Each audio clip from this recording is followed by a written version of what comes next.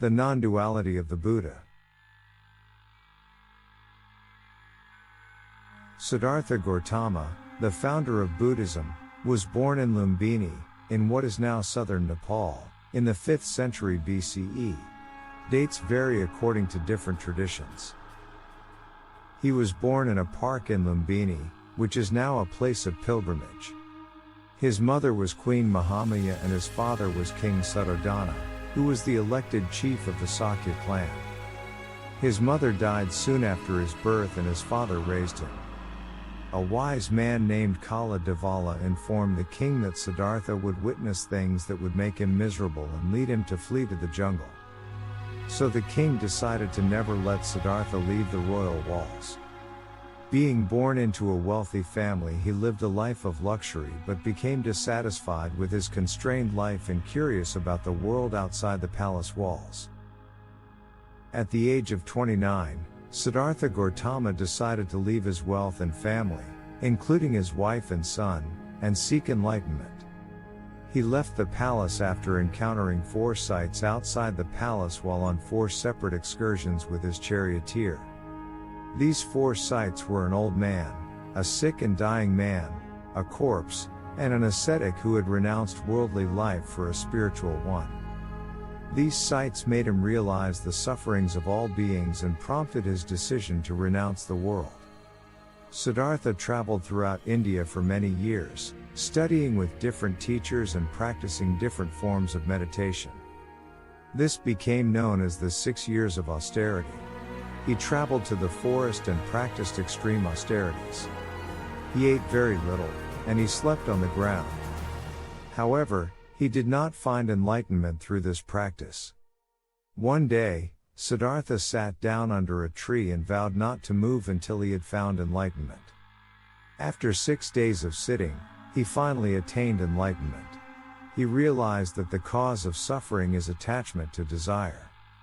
He also realized that the way to end suffering is to follow the middle way, a path of moderation between indulgence and asceticism.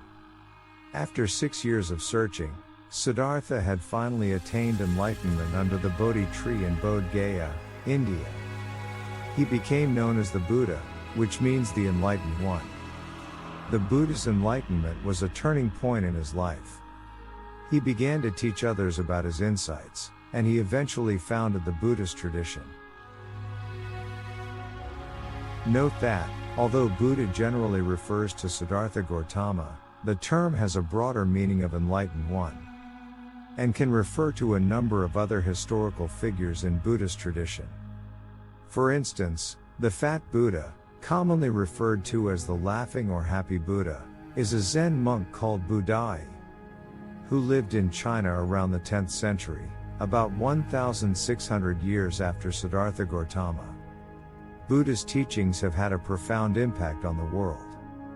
Buddhism is now one of the world's largest religions, with over 500 million followers.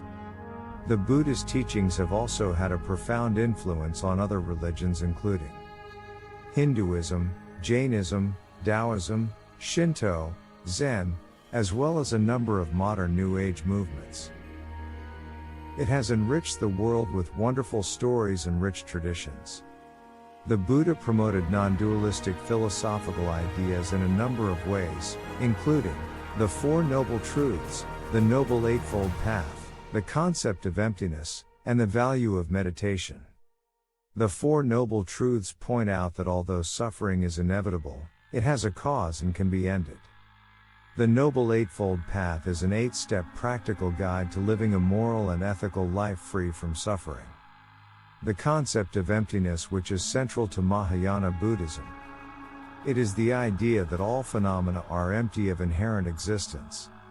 This does not mean that phenomena do not exist, but rather that they do not exist independently of their context. Everything is interconnected and interdependent.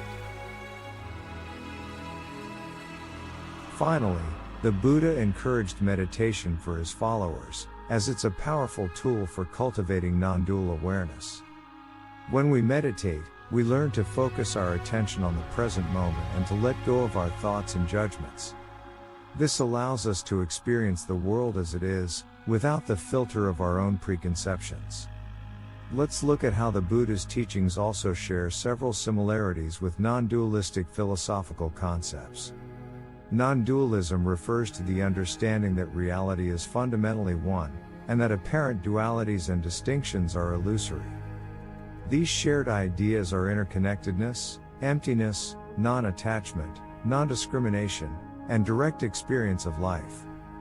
Firstly, the Buddha emphasized the principle of interconnectedness, known as dependent origination or interdependent arising. It implies that every phenomenon emerges due to its dependence on diverse causes and conditions, devoid of a distinct, autonomous self. This aligns with the non-dualistic notion that everything is interconnected and interdependent, and there is no isolated, permanent essence or self. Secondly, the concept of emptiness, sunyata, is central to Buddhist philosophy. It points to the absence of inherent existence or independent self-nature in all phenomena. Emptiness is not a nihilistic concept but rather a recognition that all things lack an independent fixed identity. This understanding resonates with the non-dualistic perspective that there is no inherent separation between self and other, or between subject and object. Thirdly, the Buddha taught the practice of non-attachment to overcome suffering. Attachment arises from a mistaken belief in the separate enduring self, and leads to craving and clinging. By recognizing the impermanent and interdependent nature of all things, one can let go of attachments and experience liberation from suffering. This notion of non-attachment is in accord with the non-dualistic understanding that grasping at concepts, identities, or objects creates a false sense of separation. Next, the Buddha emphasized the cessation of discrimination and the breaking down of dualistic thinking. He taught that all beings possess Buddha nature, the potential for enlightenment, regardless of their social status, gender, or other differentiating factors. This teaching of non-discrimination aligns with non-dualistic philosophy, which emphasizes the unity and equality of all beings beyond superficial differences. The Buddha encouraged his followers to rely on their own direct experience rather than relying solely on concepts and beliefs. Through mindfulness and meditation practices, one can develop insight into the nature of reality. This experiential approach resonates with the non-dualistic emphasis on direct realization beyond intellectual understanding. While Buddhism and non-dualistic philosophies may use different terminologies and have varying cultural contexts, they share common ground. They do this in their understanding of the interconnected and interdependent nature of reality, the absence of an independent self, and the importance of direct experiential insight. Both offer perspectives that challenge the dualistic and divisive tendencies of ordinary perception, pointing towards a more inclusive and holistic understanding of existence. They both offer a path to liberation from suffering, and a way for us to find peace, joy, and harmony in our daily lives.